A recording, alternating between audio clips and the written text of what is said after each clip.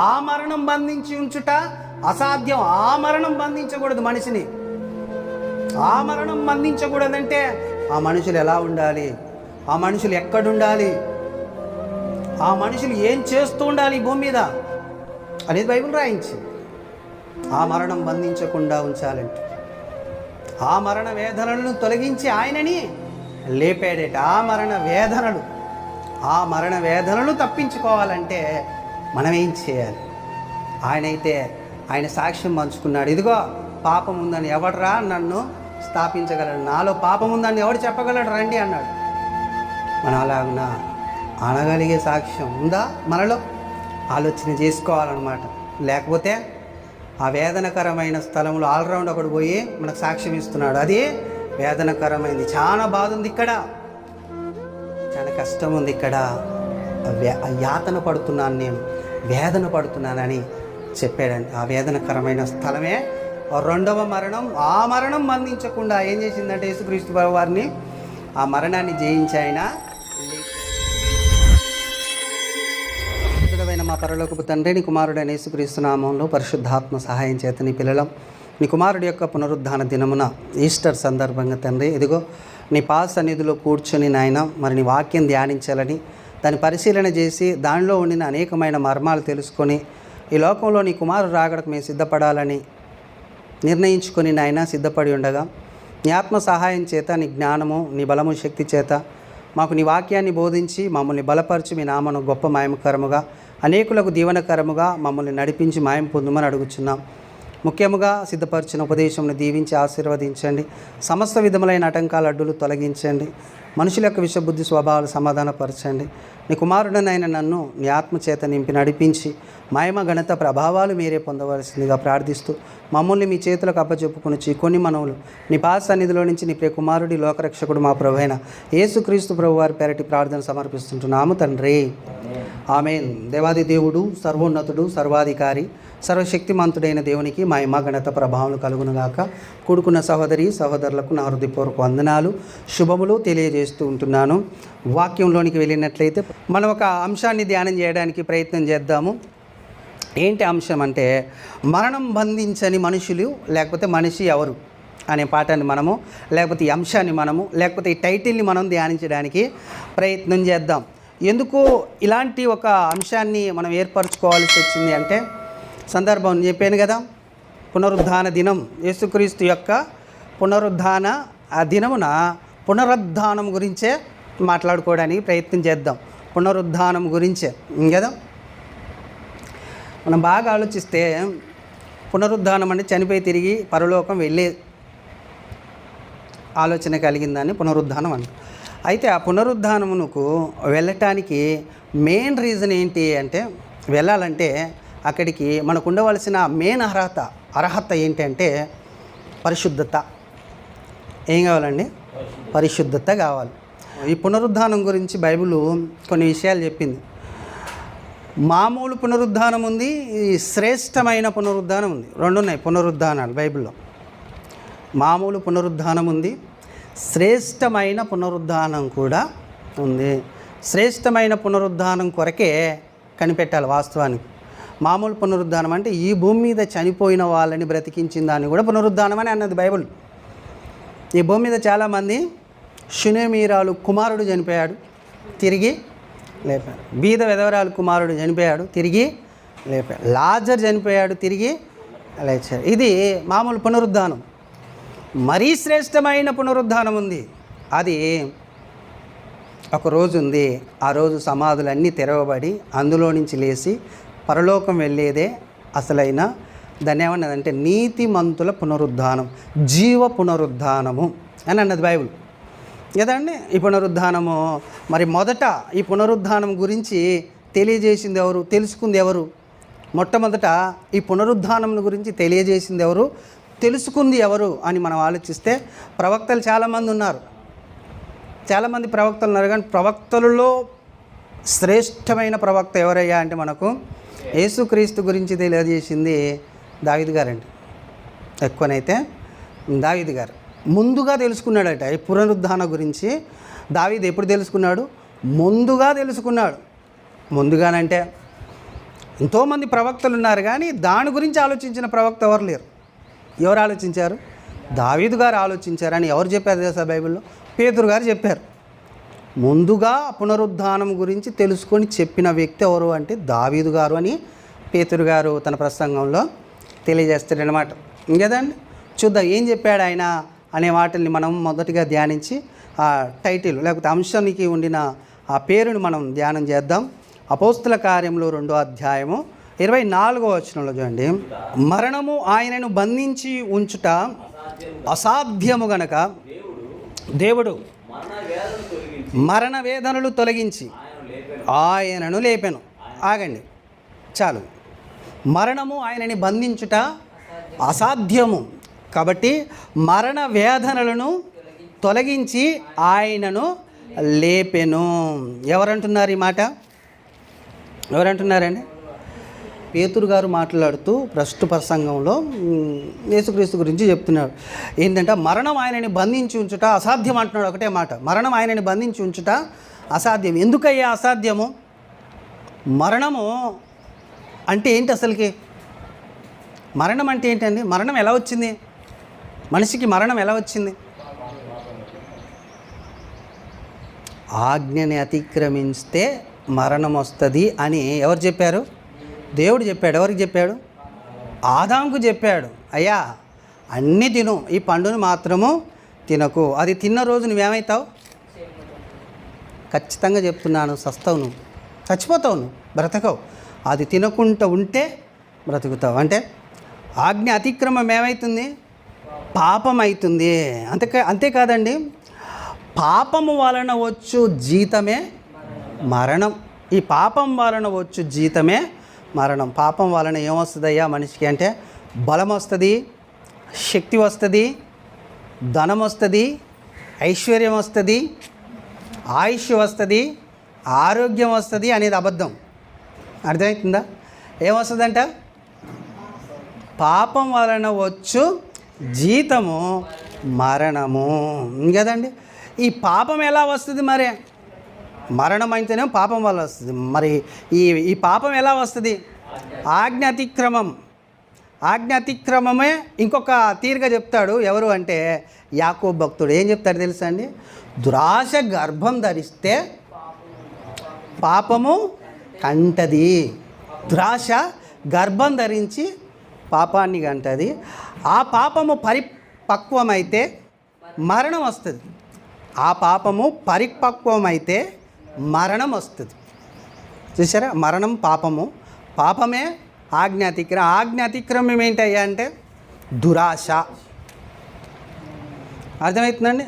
మరణము ఎలా వచ్చింది అని అంటే దురాశ వలన మరణం వచ్చింది అనేది జ్ఞాపకం చేసుకోవాలి. అంతేకాదండి, ఇది ఒక్కటే కాదు, మనకు క్రైస్తవులకు కొన్ని ఆజ్ఞలు ఉంటాయండి. ఏంటి అంటే ఆజ్ఞ అతిక్రమం పాపం ఒకటే అనుకోవద్దు.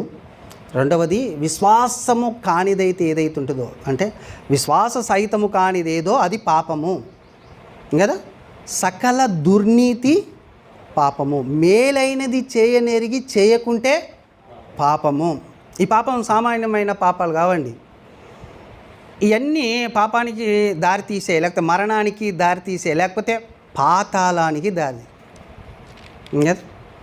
లోకంలో ఒక సామెత ఉంది కదా, పూతబూసి కాతగాస్తుంది, కాతగాసి పండు వంతుంది, పండు వండి తొడిమ వస్తుంది, తొడిమ ఊడి తొక్కులో పడడం అనడమే పాతాళంలో పడడం కదా. ఆడికి పోకుండా ఆహారం కావాలి మనుషులకు.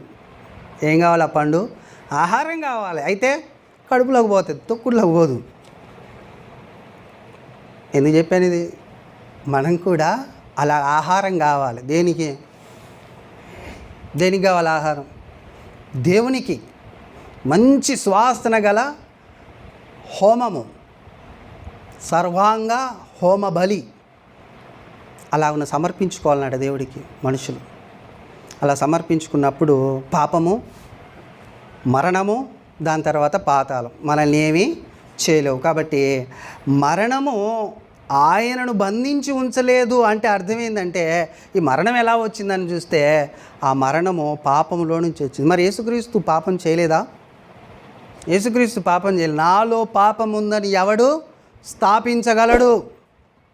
నాలో పాపం ఉందని మీలో ఎవడు రుజువుపరచగలడు అని అన్న ఒకే ఒక్క ఏకైక దైవకుమారుడే యేసుక్రీస్తు ప్రభువారు. చూడండి, యోహాను సువార్త 8వ అధ్యాయము 46వ వచనం. నా యందు పాపం అన్నది మీలో ఎవడు, నేను చెప్తున్నాను వినండి, అందరు నా వైపు చూడండి. నా వైపు అంటే నా వైపు కాదు, అక్కడున్న యేసుక్రీస్తు ప్రభువారు అంటున్నాడు, అందరు నా వైపు చూడండి. మీలో ఎవడు నాలో పాపం ఉందని రుజువు చేస్తాడు, లేకపోతే స్థాపిస్తాడు, లేకపోతే మాట్లాడతాడు? ఎవడు? రండి, నాలో పాపం ఉందని చూపించండి అని అంటున్నాడు. అని ఇంకే మానవుడైనా చెప్పగలుగుతాడా ఈ భూమి మీద అంటే ఎవరు చెప్పలేరండి కదా. పాపం లేని ఒకే ఒక్క దైవకుమారుడే యేసుక్రీస్తు ప్రభువారు. అంతేకాదు మన పేతురు గారు కూడా ఒక మాట మాట్లాడతాడు ఆయన గురించి, పాపం ఈయనలో లేదు అని ఒక మాట మాట్లాడదు. 1 పేతురు పత్రిక 2వ అధ్యాయం 22వ వచనం. ఆయన పాపము చేయలేదు, ఆయన నోట ఏ కపటం కనబడలేదు, బదులు దూషింపలేదు, ఆయన శ్రమ పెట్టబడి బెదిరింపగా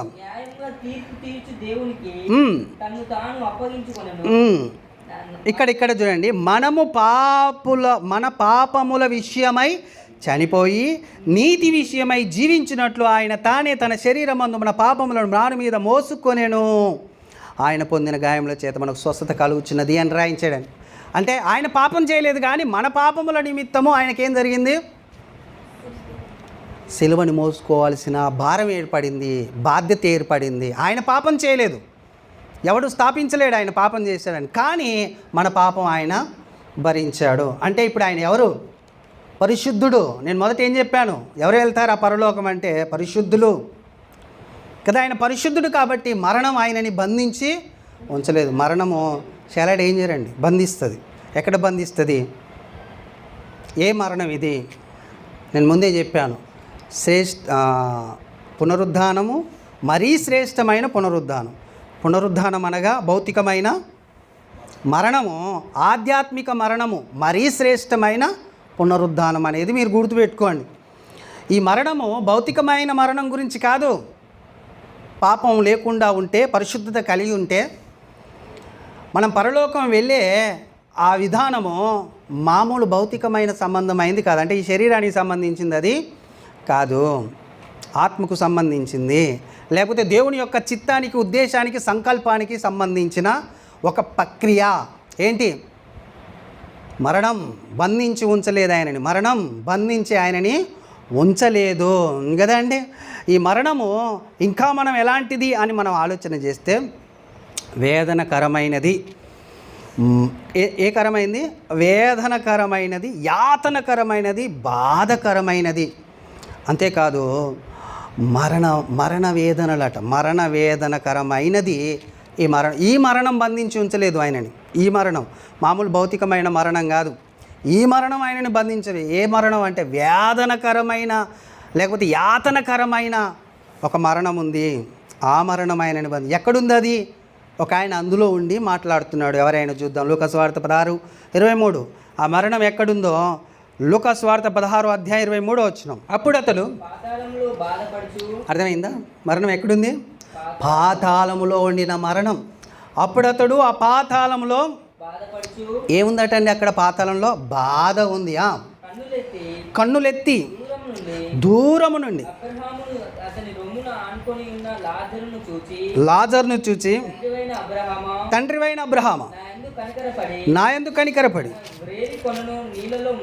తన వేలి కొనను నీళ్ళలో ముంచి నా నాలుకను చల్లార్చుటకు లాజరును పంపుము.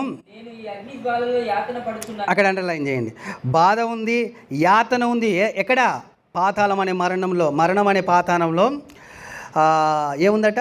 బాధ ఉంది, యాతన ఉంది. కాబట్టి ఒక్క నీటి చుక్క దొరికితే చాలు నాకు అనే ఒక ఆతృత అక్కడ కనబడుతుంది అన్నమాట. ఏ మరణం అంటే ఇది మరణం. మరణం ఆయనని బంధించి ఉంచలేదు అంటే పాతాళం ఆయనని బంధించి ఉంచలేదు అని అర్థం అన్నమాట కదా అండి. అంతేకాదు ఇది యాతనకరమైన స్థలం, ఇక్కడికి నా సహోదరులు రాకుండా నిమిత్తము జర్ర లాజర్ని పంపవా అంటున్నాడు. 27వ వచనంలో, తండ్రి అలాగైతే నాకు 5 సహోదరులు ఉన్నారు, వారును ఈ వేదనకరమైన స్థలము నాకు రాకుండా వారికి సాక్ష్యం ఇచ్చుటకై నా తండ్రి ఇంటికి వారిని పంపవాలని నిన్ను వేడుకొనుచున్నానయ్యా అని అంటున్నాడు అనమాట. లేదండి, నేను నరకానికి ఎందుకు పోయిందంటే ఎవరికి ప్రార్థన చేయాలో తెలియదు. నేను వేడుకుంటుంది ఎవరినంటే అబ్రహాం గారిని వేడుకుంటున్నాను, తండ్రి జర లాజర్ని పంపించి నా తమ్ముళ్ళకు చెప్పించవని. నాకు ఒక విషయంలో, ధనవంతుని విషయంలో చాలా నచ్చింది. ఎందుకు తెలుసండి, నరకం నుంచి ఎప్పుడైతే ఆయన పడ్డాడో తన కుటుంబం గుర్తొచ్చింది. నాకు అది చాలా నచ్చింది. కుటుంబం గుర్తొచ్చి, అయ్యో ఇలాంటి స్థలంలో నా కుటుంబం అయితే నేను వస్తే పర్వాలేదు, నా కుటుంబం అయితే రాకూడదని ఒక ఆశ ఆయనలో కనబడుతుందండి. ఎవరికి ప్రార్థన చేస్తే మొత్తానికైతే నా తమ్ముళ్ళు ఇక్కడికి రాక 5 ఉన్నారు తమ్ముళ్ళు, వాళ్ళు ఇక్కడికి రాకుండా సహాయం చేయవా అని లాజర్ను పంపించవని అడుగుతున్నాడు కదా. అలాగున ఉంటుంది. ఏంటిది మరణం? ఎలాంటిదంటే యాతనకరమైనది కదా, ఇంకా వేదనకరమైనది, బాధ, కష్టము, ఒక్క చుక్క నీటి బొట్టు దొరికితే చాలు అనుకునే అలాంటి మరణం ఉంది ఒకటి. దాని బైబిల్ అన్నది రెండవ మరణం అన్నది. ఆ మరణం బంధించి ఉంచుట అసాధ్యం. ఆ మరణం బంధించకూడదు మనిషిని. ఆ మరణం బంధించకూడదంటే ఆ మనుషులు ఎలా ఉండాలి, ఆ మనుషులు ఎక్కడుండాలి, ఆ మనుషులు ఏం చేస్తూ ఉండాలి భూమి మీద అనేది బైబిల్ రాయించింది. ఆ మరణం బంధించకుండా ఉంచాలంటే ఆ మరణ వేదనలను తొలగించి ఆయనని లేపాడేట. ఆ మరణ వేదనలు తప్పించుకోవాలంటే మనం ఏం చేయాలి? ఆయన సాక్ష్యం పంచుకున్నాడు. ఇదిగో పాపం ఉందని ఎవడరా నన్ను స్థాపించగలడు, నాలో పాపం ఉందని ఎవడు చెప్పగలడు రండి అన్నాడు. మనం అలాగున అనగలిగే సాక్ష్యం ఉందా మనలో? ఆలోచన చేసుకోవాలన్నమాట. లేకపోతే ఆ వేదనకరమైన స్థలంలో ఆల్రౌండ్ ఒకడు పోయి మనకు సాక్ష్యం ఇస్తున్నాడు, అది వేదనకరమైంది, చాలా బాధ ఉంది ఇక్కడ, చాలా కష్టం ఉంది ఇక్కడ, యాతన పడుతున్నాను, నేను వేదన పడుతున్నానని చెప్పాడండి. ఆ వేదనకరమైన స్థలమే రెండవ మరణం. ఆ మరణం బంధించకుండా ఏం చేసిందంటే యేసుక్రీస్తు వారిని ఆ మరణాన్ని జయించి ఆయన లేచాడు. కదండి. అయితే ఈ పునరుద్ధానమును నమ్మని వాళ్ళు అనేకులండి. అర్థమవుతుందా? పునరుద్ధానమును చాలామంది నమ్మలేదు. యేసుక్రీస్తును ప్రకటిస్తున్న పరిస్థితుల్లో ఎందుకు ప్రకటించారు తెలుసా? అసలు అపోస్తలులు యేసుక్రీస్తుని ఎందుకు ప్రకటించారు? అదే కదా అండి. ఎవరైనా ఇప్పుడు ప్రకటిస్తున్నారు, అలా స్వార్థం మారిపోయింది తెలుసా? ఇప్పుడు స్వార్థ ఎలా ప్రకటిస్తున్నారు? రండి మీకు రోగం తగ్గుద్ది, రండి మీ అప్పులు తీరుతాయి, ఇదే కదండి స్వార్థ. ఇది ఇలాగనే చెప్తున్నారు. ఎవరికైనా అనారోగ్యం ఉన్నా, లేకపోతే ఎవరైనా ఇబ్బందుల్లో ఉన్నా, ఎవరైనా కష్టాల్లో ఉన్నా వెంటనే వెళ్ళి ఏం చెప్తున్నారు? రండి యేసయ్య బాగు చేస్తాడు, రండి. కానీ వాళ్ళు ఏం ప్రకటించారు తెలుసా? మృతుల పునరుద్ధానం గురించి ఎలా ప్రకటించారు తెలుసా అండి?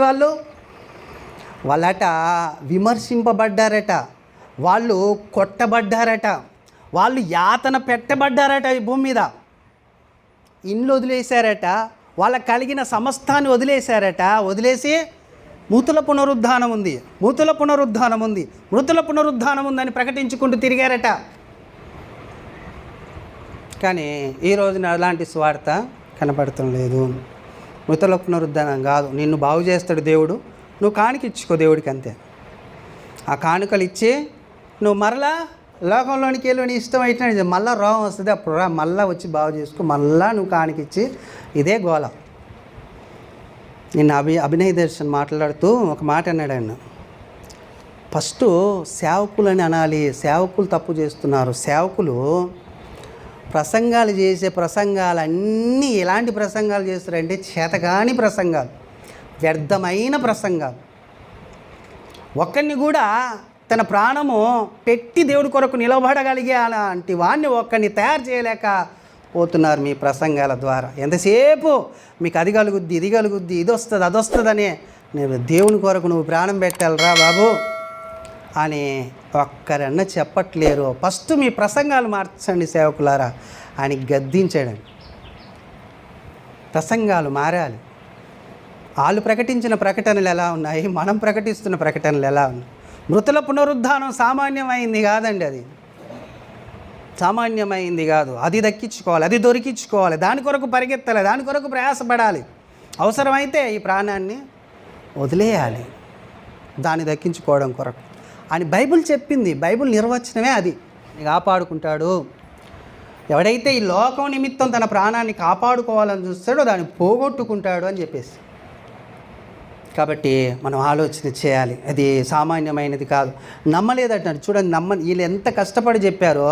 2 తిమోతి పత్రిక 2వ అధ్యాయం 18వ వచనంలో చూడండి ఏం చేస్తున్నారు. అక్కడ ఉన్న వాళ్ళు విశ్వాసం నుంచి తొలగిస్తున్నారట. కొరుకు పుండు పాకి నట్టు వారి మాటలు ప్రాకును, వారిలో హుమే నయ్యును పిలేతును ఉన్నారు. వారు పునరుద్ధానము గతించనని చెప్పుచు సత్యము విషయము తప్పిపోయి కొందరి విశ్వాసములను చేరుపుచున్నారు. చూసారండి, పునరుద్ధానం అనేది ఏం లేదు, అది ఎప్పుడో అయిపోయింది, మనకెక్కడ పునరుద్ధానం అని. అసలైన విశ్వాసం ఏందని చెప్తున్నాడు ఇక్కడ. అసలు పునరుద్ధానం గురించే విశ్వాసం కలిగి ఉండాలి. ఆ విశ్వాసాన్ని ఏం చేస్తున్నారటండి, తొలగిస్తున్నారట. ఆ విశ్వాసాన్ని తొలగిస్తున్నారు. గతించిపోయింది, ఇక లేదు, ఆ విశ్వాసం లేదు అని విశ్వాసుల్ని ఏం చేస్తున్నారు, వాళ్ళు తప్పుతోవ పట్టిస్తున్నారు. సత్యము విషయము తప్పిపోయి కొందరి విశ్వాసమును చెరుపుచున్నారు. అయినను దేవుని యొక్క స్థిరమైన పునాది నిలకడగా ఉన్నది, ప్రభు తన వారిని ఎరుగును అనున్నదియు జ్ఞాపకం చేసుకోవాల్సిన విషయము. ప్రభువు నామం ఒప్పుకొని ప్రతి వాడును దుర్నీతి నుండి తొలగిపోవాలను అని రాయబడిందని. ముఖ్యంగా మనం ఆలోచించవలసింది ఏంది వచనాన్ని బట్టి అంటే, పునరుద్ధానము గురించి చెప్పని బోధలు ఇప్పుడు బోధిస్తున్నారు. పునరుద్ధానము గురించి చెప్పని బోధలు ఇప్పుడు బోధిస్తున్నారు. పునరుద్ధానము గురించి చెప్పాలండి. అది గతించిపోయింది అనేటట్లు. అంటే గతించిపోయిందంటే అయిపోయింది అది అని మర్చిపోయారు, దాన్ని మర్చిపోయారు. విశ్వాసంలో నుంచి తొలగించుతున్నారట. విశ్వాసంలో నుంచి తొలగించుచున్నారు. అసలు విశ్వాసం అంటేనే మనం చనిపోయి తిరిగి లేస్తాం, అంటే పునరుద్ధానం ఉంది మనకు అని నమ్మడం. కానీ దాన్ని ఏం చేస్తున్నారు వీళ్ళు, అది గతించిపోయిందని చెప్పి దాన్ని మార్చేస్తున్నారనమాట. అంటే స్వార్థ మార్చేయబడుతుంది. స్వార్థ ఏం చేయబడుతుంది, మార్చేయబడుతుంది అనేది మనం ఆలోచన చేయాలి. ఇంకా కొంతమంది చూడండి, అసలు మృతులు ఎలాగ లేస్తారు అంటున్నారు. కొంతమంది సంఘాల్లో ఏమంటున్నారు, అసలు మృతులు ఎలాగనే లేచేది, అంత అబద్ధం అంటున్నారు. చూడండి 1 కొరింథీ పత్రిక 15వ అధ్యాయం 35వ వచనం. 1 కొరింథీ పత్రిక 15వ అధ్యాయం 35వ వచనం. వీళ్ళు ఎంత కష్టపడి స్వార్థ ప్రకటించారో, వీళ్ళు ఎంత కష్టపడి దాన్ని ఎంత ఈజీగా చెడగొడుతున్నారో చూడండి. 15వ అధ్యాయం 35వ వచనం. అయితే అయ్యా మృతులు ఎలాగ లేస్తారు, అసలు చచ్చిన తర్వాత శరీరం మట్టిలో కలిసిపోద్ది కదా, మరలా ఎలా శరీరంతో వస్తారు వీళ్ళు. ఒకడు అడుగుతున్నాడట, అరే మీకేమన్నా మనస్సాక్షి ఉందారా, పౌలు గారు అంటున్నాడండి. ఇలా అనుకుంటున్నారట మీరు, అసలు ఎట్లా లేస్తారని అనుకుంటున్నారట మీరు, మీకేమన్నా మనస్సాక్షి ఉందారా, లేకపోతే మీలో ఆత్మ ఉందారా, దేవుని ఆత్మ ఉంటే ఇలాంటి వస్తాయి ఆలోచనలు వస్తాయి. ఇలాంటివి ఎలాగ లేస్తారంటారేంటి, క్రీస్తు లేస్తే ఎలాగ లేస్తారంటారేంటి, క్రీస్తు సమాధి తెరవబడి ఉంటే. మనకంటే దూరంగానే వాళ్ళకి చాలా దగ్గర కదండి. అంటే 50-60 సంవత్సరాల్లో రాయొచ్చు ఇవన్నీ. 50-60 సంవత్సరాలు కాలేదు నిండా యేసుక్రీస్తు ప్రభువారు. 50 ఎక్కడే అండి, 15 సంవత్సరాలు 20 సంవత్సరాల లోపలనే వీళ్ళు ఈ స్వార్థ ప్రకటిస్తున్నారు. 15-20 సంవత్సరాలు కావట్లేదు రండి, ఆయన లేచిండు, మరలా ఎలాగ లేస్తారని అటు చెప్తున్నారు మీరు. అయితే మీకు ఒక ఉపమానం చెప్తాను. కింద ఒక మాట అంటున్నాడు చూడండి, మీకు అర్థం కావట్లేదు కదా. ఓ అవివేకి, నువ్వు విత్తింది అర్థమవుతుందండి, నువ్వు విత్తింది సస్తే కదా అది బతికేది, నీకెట తెలుస్తుంది, నువ్వు వస్తే తెలుస్తుంది నువ్వు లేస్తావు అనేది. యేసుక్రీస్తు చనిపోయి తిరిగి లేచాడు, సమాధి ఖాళీగా ఉంది. ఒకసారి చూడు వెళ్ళి, మేమందరం చూసాం. మేమందరం నమ్మాం ఆయన తిరిగి లేచాడని, మాకు కనబడ్డాడు మరలా అని చెప్తే నమ్మట్లేరు. కొంతమంది ఏమో దాన్ని మార్చేశారు, కొంతమంది ఏమో నమ్మట్లేదు. అంటే గతించిపోయింది కదా, అవసరం లేదని పక్కకు పెట్టేశారు. కొంతమంది ఏమో నమ్మటం లేదు. ఇంకొంతమంది ఏం చేస్తున్నారు చూడండి, మార్క్స్ వాడతాం 12వ అధ్యాయం 18వ వచనం. ఇక కొంతమంది సద్దుకాయలు అనేటోళ్ళు, వీళ్ళు ఎవరయ్యా అంటే దగ్గర దేవుని ప్రజల్లో ఉంటూ దేవుని బోధకులతో సంచరిస్తూ నడుస్తున్న వ్యక్తులు. ఎవరు? సద్దుకాయలు. అంతే కదా అండి. ఎవరు సద్దుకాయలు? ఎవరు? దేవుని పిల్లలు కదా. వాళ్ళు ఏం చేస్తున్నారు, అసలు పునరుద్ధానం లేదని చెప్తున్నారట వీళ్ళు. ఇప్పుడు వీళ్ళు నమ్మలేదు, వీళ్ళు గతించిపోయిందని మర్చిపోయారు. కొందరేమో నమ్మక అసలు ఎట్లా జరుగుద్ది అంటున్నారు. వీళ్ళిద్దరు ఒక తీరుగున్నారు. కానీ ఈయన ఏం కావాలి? సద్దుకాయుడు ఎక్కడున్నాడు? యేసుక్రీస్తు కాలంలో సద్దుకాయలు ఉన్నారు కదా. మరి సద్దుకాయలు చెప్పుకోలేదా ఆయన తిరిగి లేచిండ్రా అని? అసలు లేదని అంటున్నారట. అక్కడనే కాదండి, ఇంకొక అపొస్తలుల కార్యం 23వ అధ్యాయం 7వ వచనంలో కూడా చూడండి.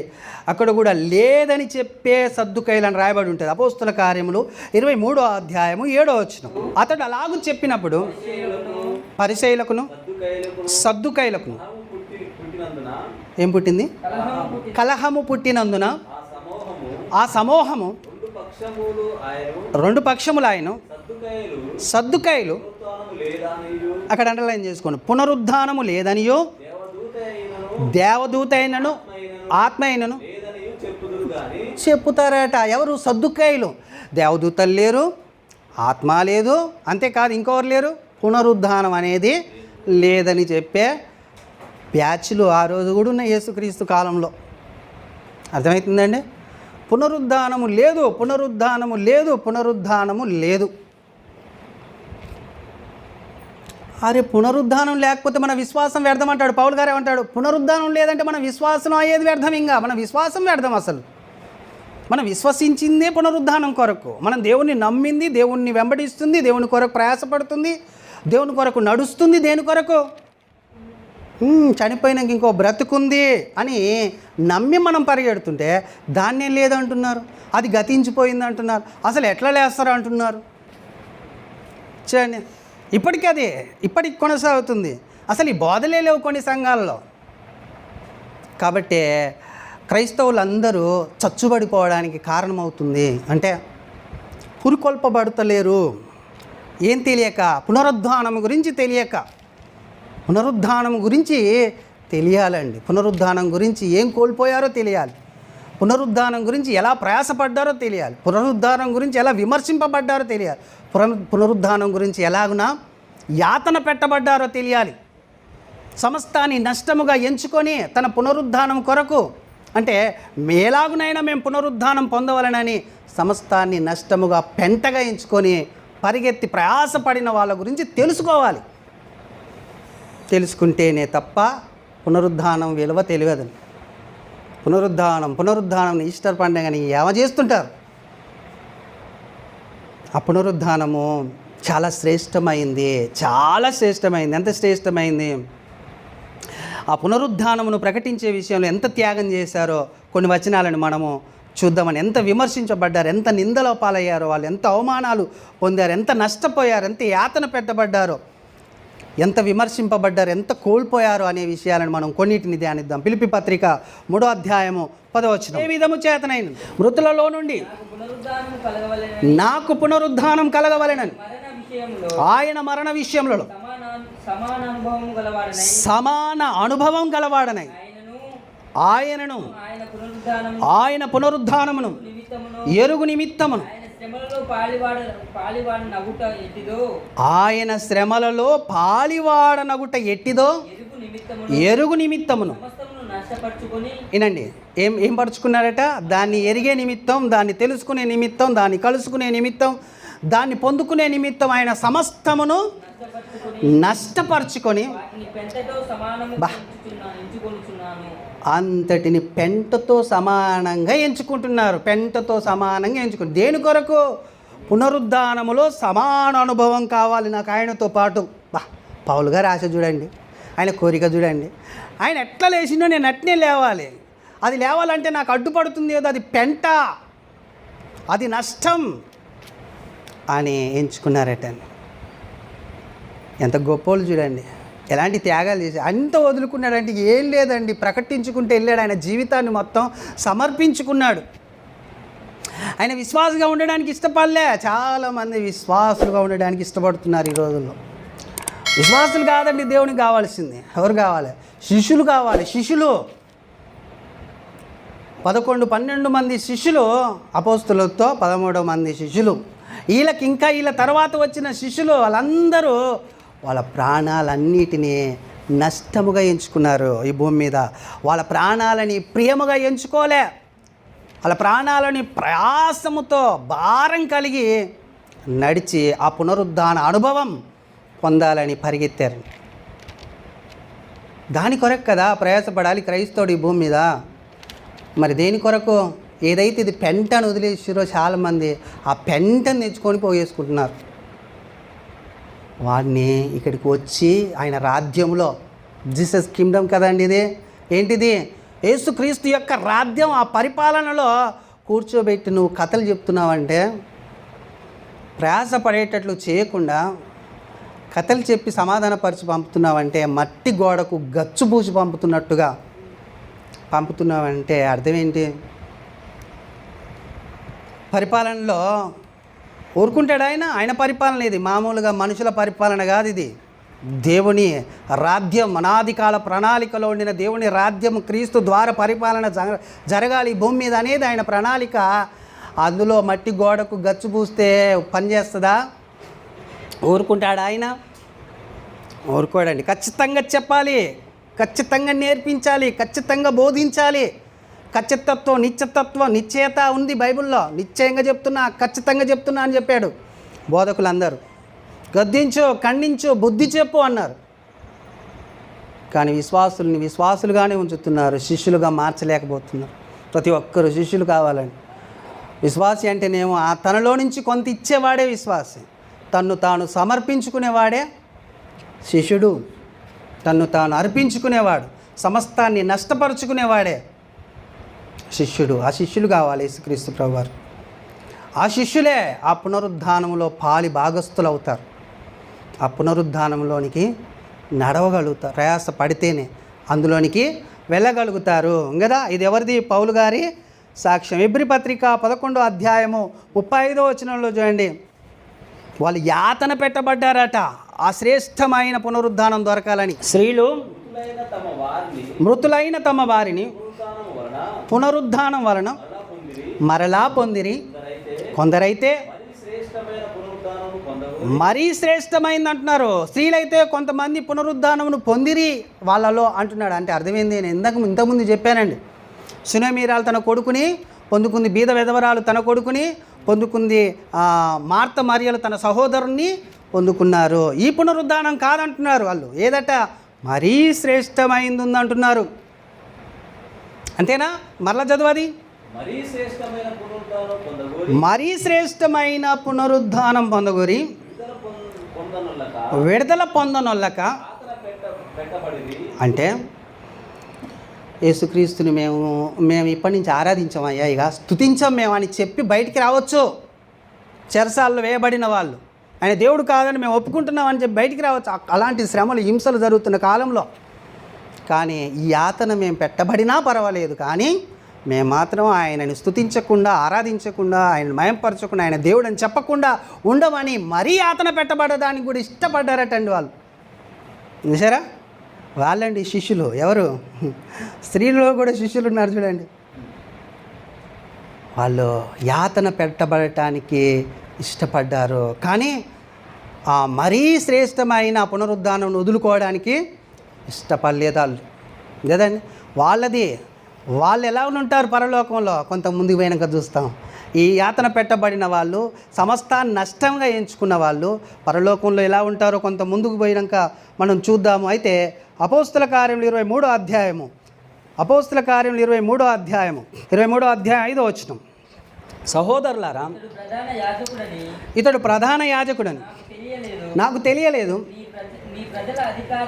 నీ ప్రజల అధికారిని నిందింపవద్దు అని రాయబడి ఉన్నదనెను.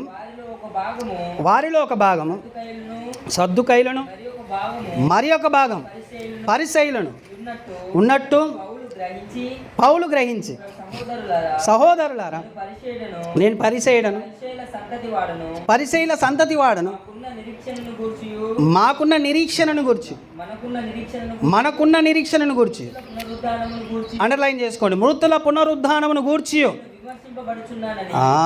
నేను విమర్శింపబడుచున్నాను. అంటే వీడు మంచోడు కాదు, వీడు వ్యతిరేకి, వీడు రాజ్యాలను కూల్చేవాడు, వీడు దొంగ, విమర్శింపబడుతున్నాడు. అర్థమవుతుందా మీకు?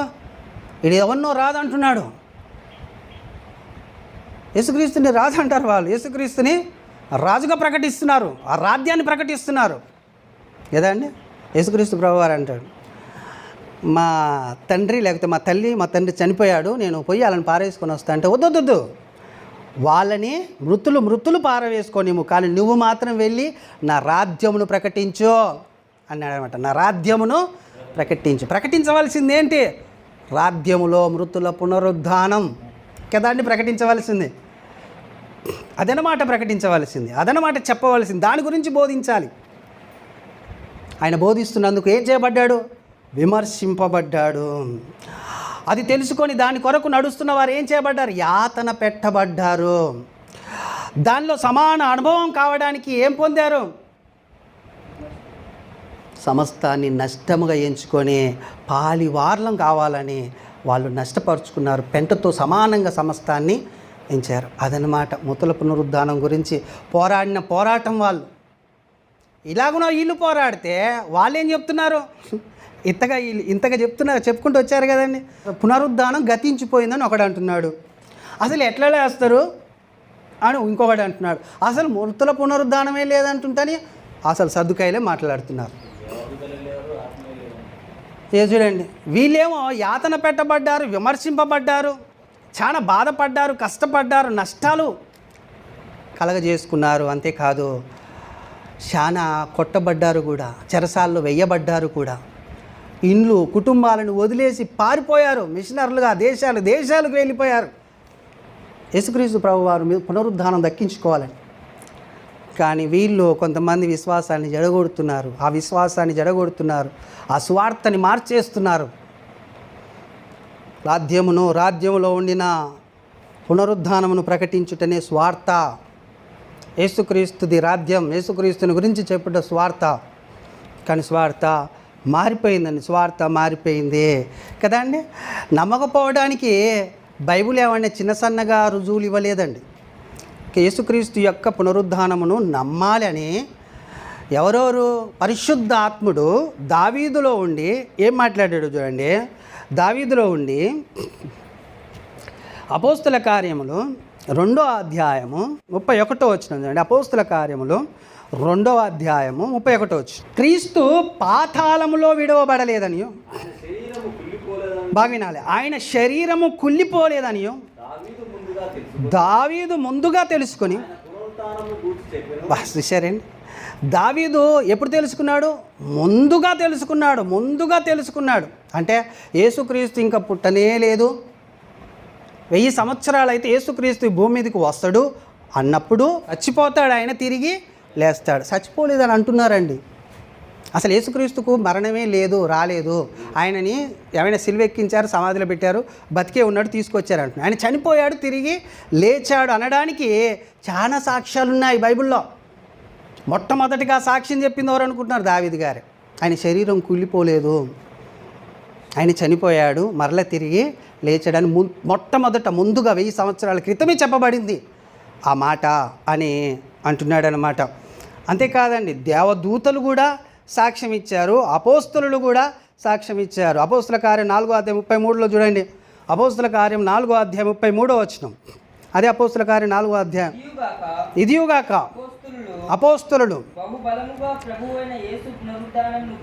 బాగా వినాలండి, బహుబలముగా యేసుక్రీస్తు యొక్క పునరుద్ధానమును గురించి సాక్ష్యం ఇచ్చిరి. దైవకృప అందరి యందు అధికముగా ఉండెను. సాక్ష్యం ఇస్తున్నారు. ఆయన పునరుద్ధానం గురించి సాక్ష్యం ఇస్తున్నారు. అంటే ఇప్పుడు ఈ అపోస్తలులు ఇస్తున్నారంటే అర్థమైంది,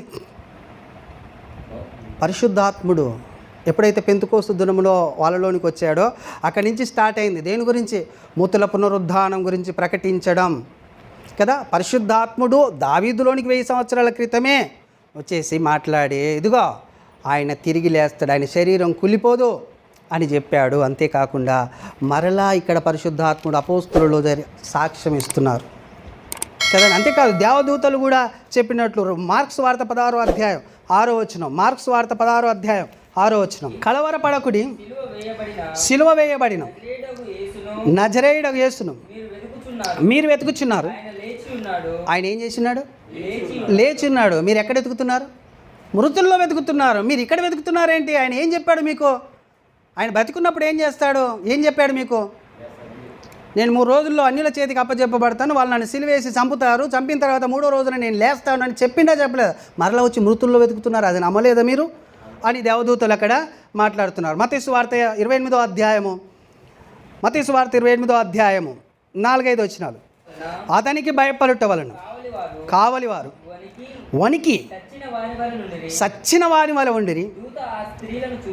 దూత ఆ స్త్రీలను చూసి మీరు భయపడకండి, సిలువ వేయబడిన యేసును మీరు వెతుకుచున్నారని మాకు తెలియను, ఆయన ఇక్కడ లేడు.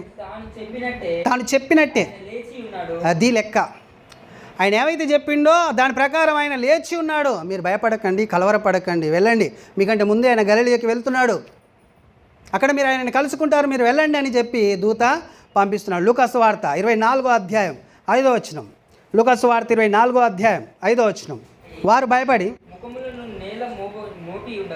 ముఖములను నేల మోపి ఉండగా వీరు సజీవుడైన వాణ్ణి మీరెందుకు మృతుల్లో వెతుకుతున్నారు? ఆయన ఇక్కడ లేడు. ఆయన లేచి ఉన్నాడు. ఆయన గలీలు ఉన్నప్పుడు చెప్పలేదా మీకు? మరలా అక్కడికి వెళ్తున్నాడు, మీరు వెళ్ళండి కలుసుకుంటారని చెప్పాడు అనమాట. సజీవుడైన వాణిని మృతుల్లో వెతుకుతున్నారు. ఈ మాట బాగా గుర్తుపెట్టుకోండి. సజీవుడైన వాణిని మృతుల్లో వెతుకుతున్నారు. ఎక్కడ ఎతుకుతుంది? యేసుక్రీస్తు ప్రభువారిని ఎక్కడ ఎతుకుతుంది? ఎక్కడ ఎతకాలి, ఎక్కడ ఎతుకుతుంది చూడండి. అర్థమవుతుందా మీకు?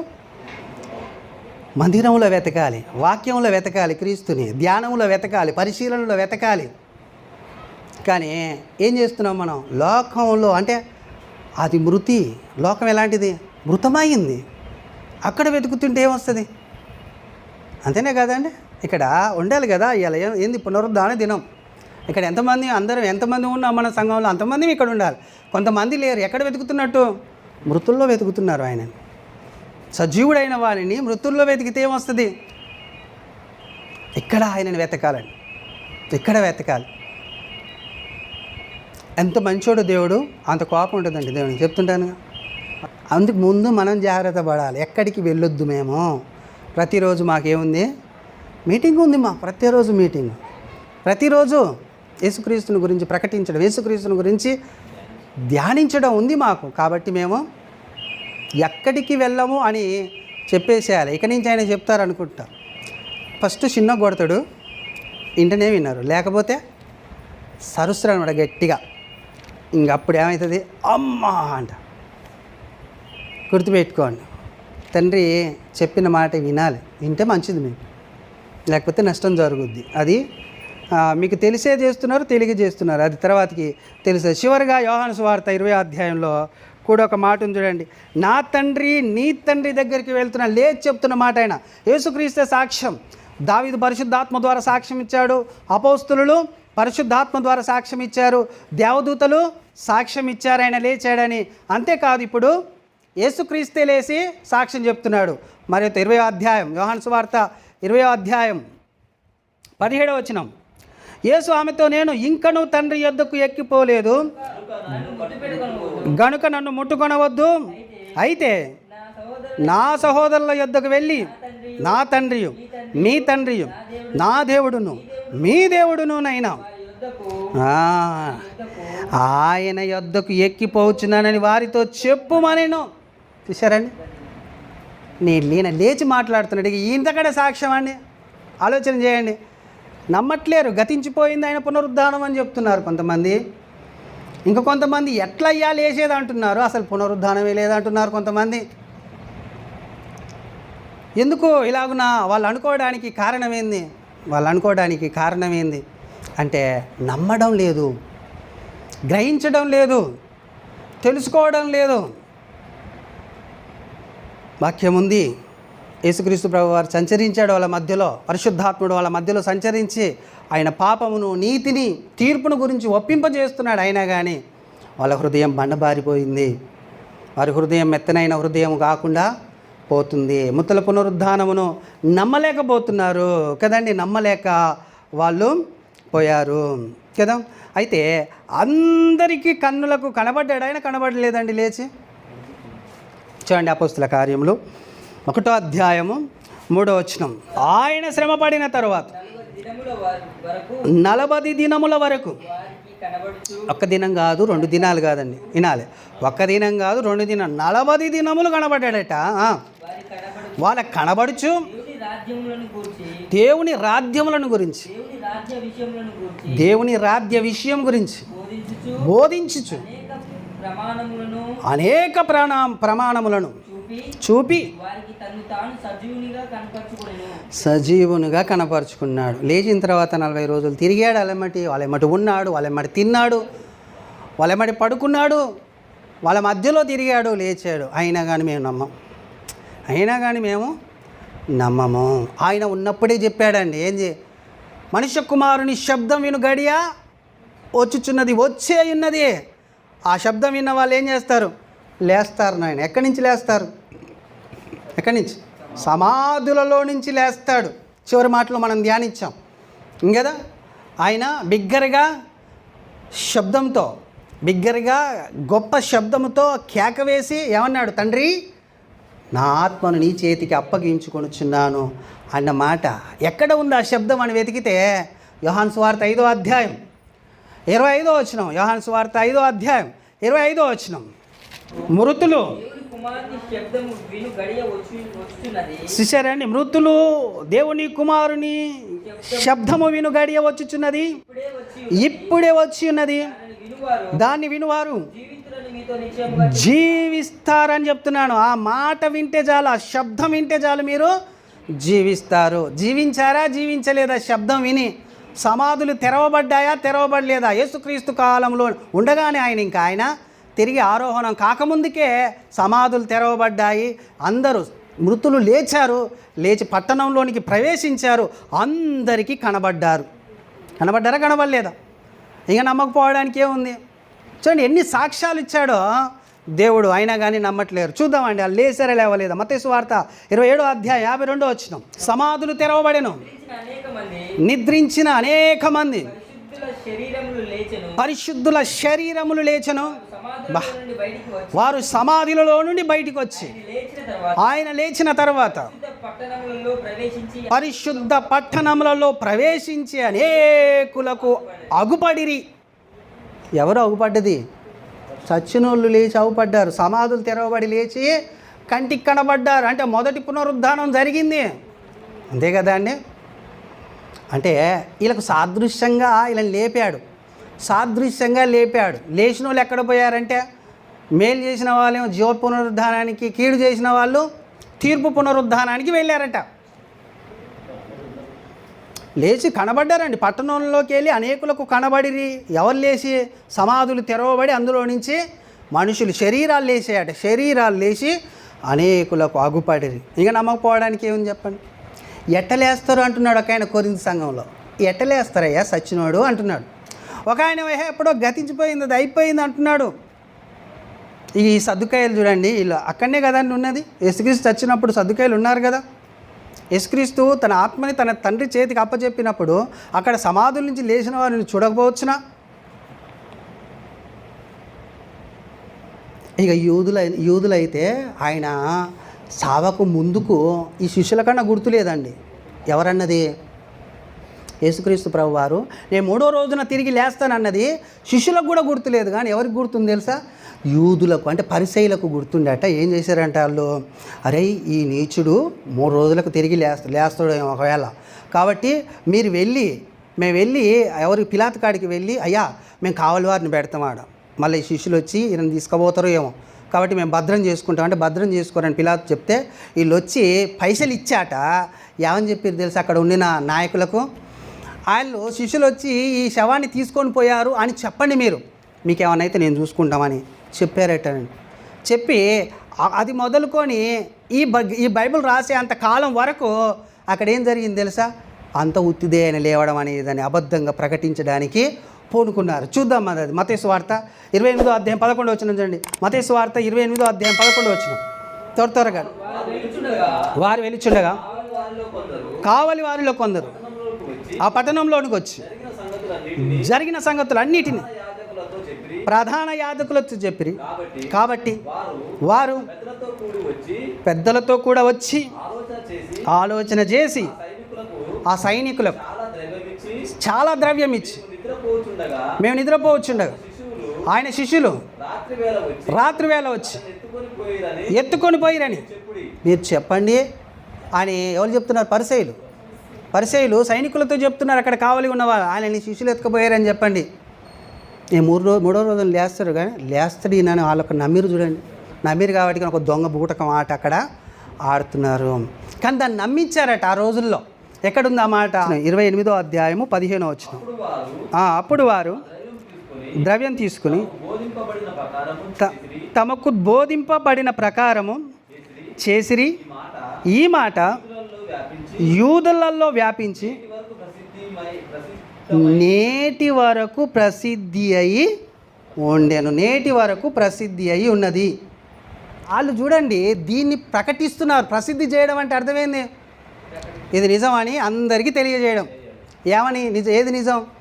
శిష్యులు ఎత్తకపోయారు, ఆయన సజీవుడు ఏం లేవలేదని చెప్పడం. అర్థమైందా? పరిసయ్యులు ఒక అబద్ధాన్ని నిజం చేయడానికి పూనుకున్నారు, నమ్మటం లేదు. ఇక కొంతమంది ఏమో చెప్పాను కదా ఇంతకుముందు, ఏం చేస్తున్నారు? వాళ్ళు గతించిపోయిందని చెప్తున్నారు, ఎట్లా లేస్తారని అడుగుతున్నారు, అసలు పునరుద్ధానమే లేదని.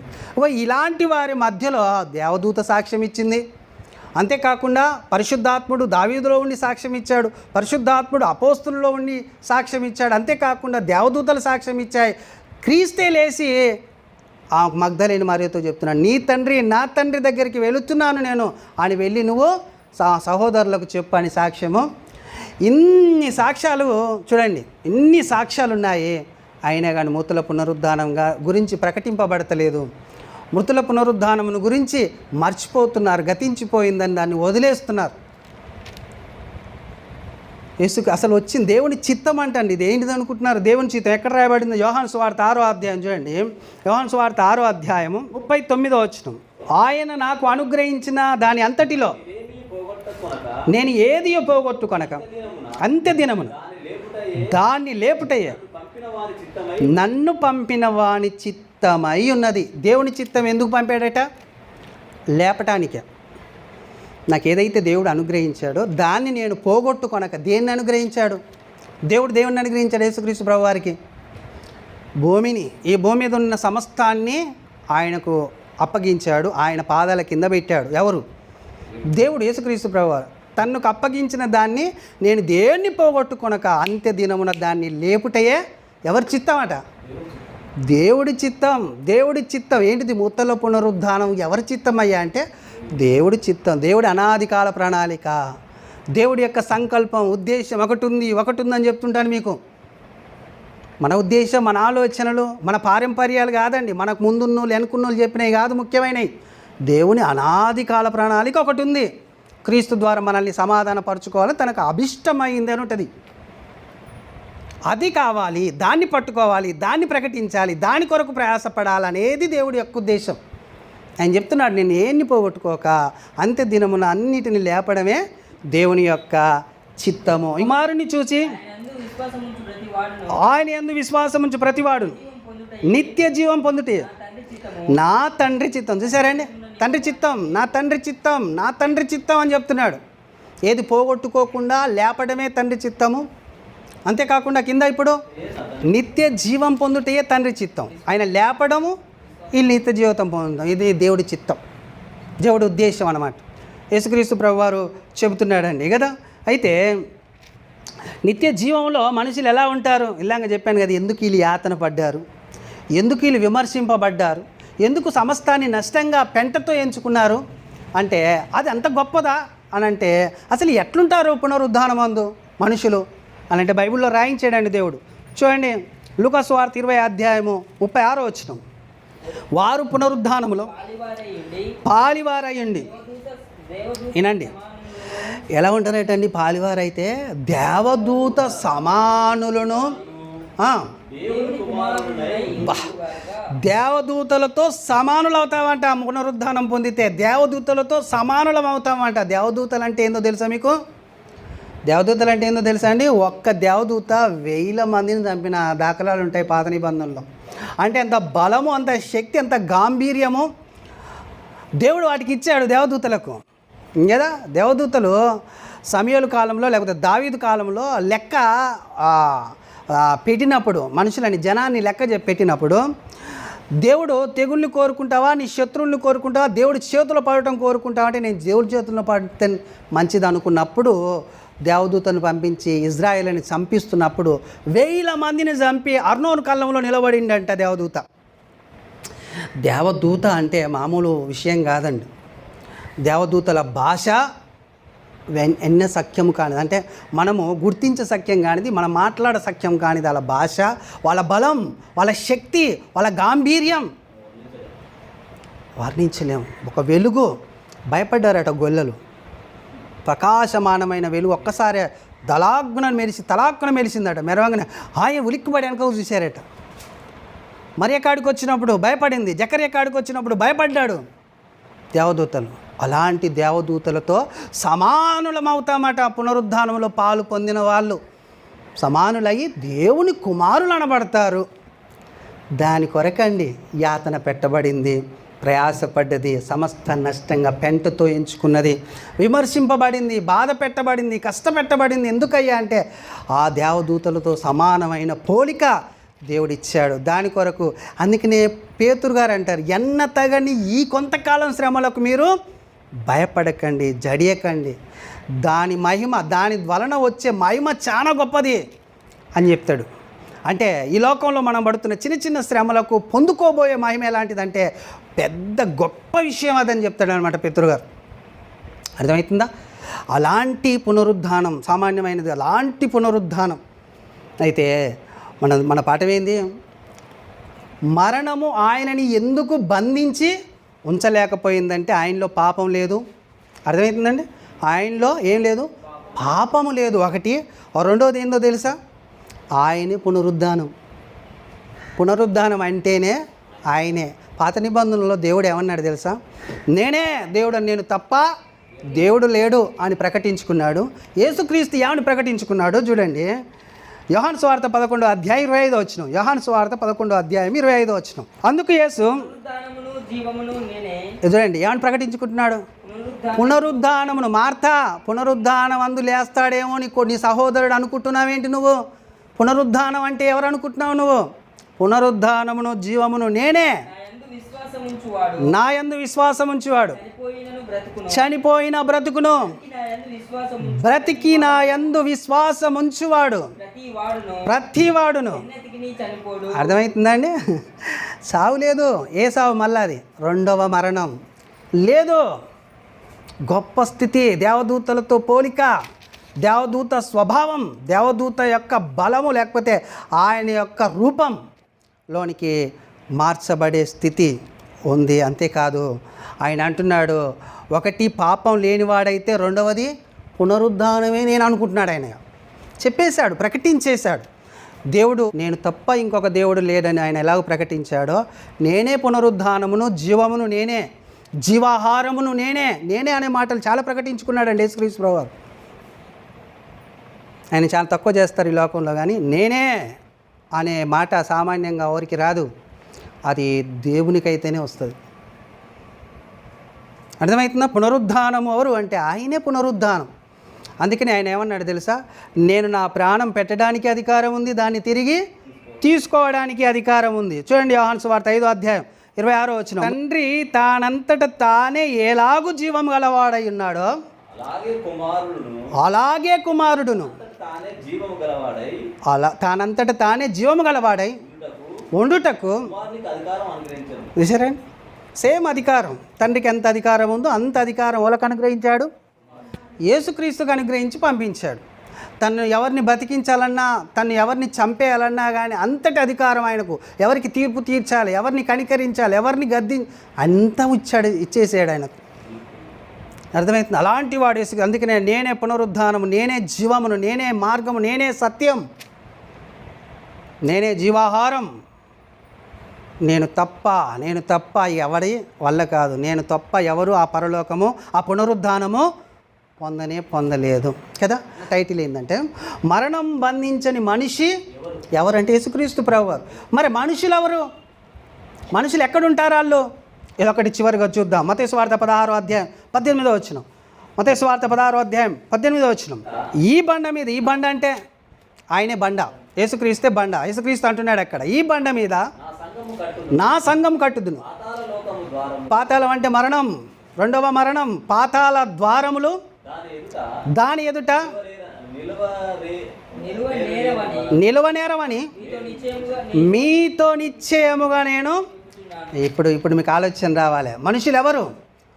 మరణం బంధించలేని మనుషులు ఎవరు అంటే, ఎక్కడనైతే, ఎవరి ద్వారానైతే, ఏ బండ మీదనైతే కట్టబడిందో సంఘం, ఆ సంఘం ఎదుట పాతాళ ద్వారము నిలవ నేరడు. అంటే మరణం బంధించలేని మనుషులు ఎవరయ్యా అంటే, దేవుని సంఘంలో ఉన్నవాళ్ళు, దేవుని రాజ్యములో ఉన్నవాళ్ళు, యేసుక్రీస్తు శరీరంలో అవయవములుగా ఉన్నవాళ్ళు, యేసుక్రీస్తు రక్తంలో కడగబడిన వాళ్ళు, యేసుక్రీస్తుని వెంబడిస్తున్న వాళ్ళు, యేసుక్రీస్తుని గుర్తించి నడుస్తున్నవారు ఏం చేయబడరు?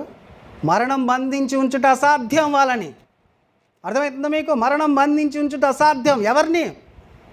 ఇదిగో పేతురు, నువ్వు కేప రాయి అనబడతావు, నీ రాయి నా బండ మీద కడతాను, అది సంఘం అయిద్ది. ఆ సంఘము ఎదుట పాతాళ ద్వారములు నిలువనేరవు. అవి మిమ్మల్ని బంధించి ఉంచడం అసాధ్యం. నీ సంఘాన్ని, ఆ సంఘంలో చేర్చబడిన వాళ్ళని. సరే అండి, ఆయననే కాదు మరణం బంధించి, ఆయన శరీరం, ఆయన దేహంగా కూర్చబడిన మనల్ని కూడా మరణము బంధించలేదు, బంధించి ఉంచలేదు. అదన్నమాట అర్థం. మరణం బంధించలేని మనుషుడు ఎవరు అంటే యేసుక్రీస్తు ప్రభువారు. మరణం బంధించని మనుషులు ఎవరయ్యా అంటే సంఘం, ఆయన శరీరంలో కూర్చబడిన, కట్టబడిన, లేకపోతే లెక్కించబడిన, చేర్చబడిన వాళ్ళు. వాళ్ళని మరణం బంధించి ఉంచలేదు, అంటే పాతాళం బంధించి ఉంచలేదు. అయ్యా మా వల్ల కాదంటది పాతాళం. మీరు వెళ్ళొచ్చు రావచ్చు, మీరు వెళ్ళిపోవచ్చు రావచ్చు ఈ పాతాళంలోనికి. ఎందుకు అంటే నువ్వు సామాన్యుడవు కాదు, నువ్వు యేసుక్రీస్తు రక్తంలో కడగబడినవాడు, పరిశుద్ధపరచబడినవాడు. అందుకని ఆయన తన రక్తం చేత ఉదక స్నానం చేపించాడు సంఘాన్ని. నాలాగునే నా సంఘం ఎలాంటిది? పరిశుద్ధమైంది. కాబట్టి మరణం బంధించి ఉంచుట అసాధ్యం. బాగా గుర్తుపెట్టుకోండి ఈ మాట. మనల్ని మరణం బంధించి ఉంచుట అసాధ్యం. రెండో మరణము యేసుక్రీస్తు సంఘానికి, ఆయన శరీరంకి, ఆయన శరీరంలోని అవయవాలకు లేదు. ఇది సత్యం. అది తెలియజేసాడనమాట దేవుడు. ఇంకదండి అంత గొప్పదన్నమాట. ఏంటిది? సంఘం, రాజ్యం, దేవుని యొక్క రాజ్యం, దేవుని యొక్క సంఘము. మరి ఏం చేస్తారు వీళ్ళు వెళ్ళి అంటే ప్రకటన గ్రంథం చివరిగా, ప్రకటన గ్రంథం 20వ అధ్యాయం 6వ వచనం. ఏంటి? మొదటి పునరుద్ధానమందు పాలివారు అగువారు పాలుగలవారు ధన్యులను పరిశుద్ధులునై ఉందురు. ఇట్టి వారి మీద రెండవ మరణమునకు అధికారం లేదు.